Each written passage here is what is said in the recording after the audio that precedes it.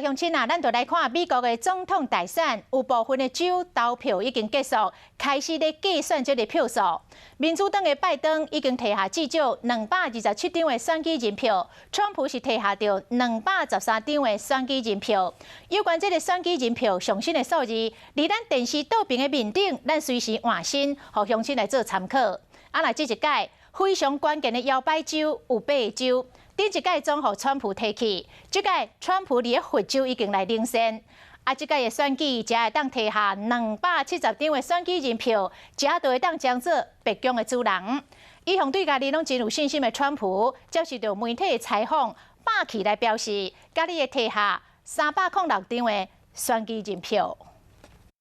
美国总统选举继续咧开票，民主党总统候选人拜登目前已经摕到伊利诺、科罗拉多等等的州。 包括民主党的铁票仓纽约州拼连任的总统川普是顺利摕到路易斯安那、田纳西等等的州，六大摇摆州包括亚利桑那、加北卡罗来纳，这是由民主党领先；宾州、威斯康辛、佛罗里达、密西根是由共和党领先。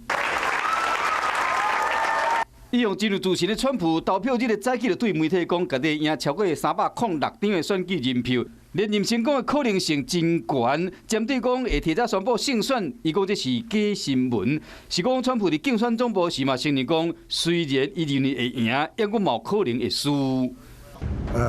Winning is easy, losing is never easy.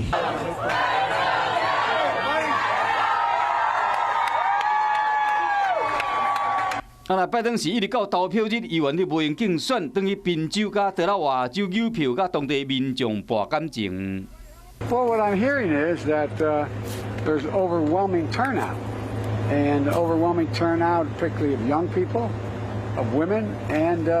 there's an overwhelming turnout among African American. 因为即摆提早投票甲假选票人数真济，加上各州算选票截止日期无共款，所以讲实际选举的结果未遐紧就公告。也就是讲，什么人是未来白宫的新主人，我都随知影。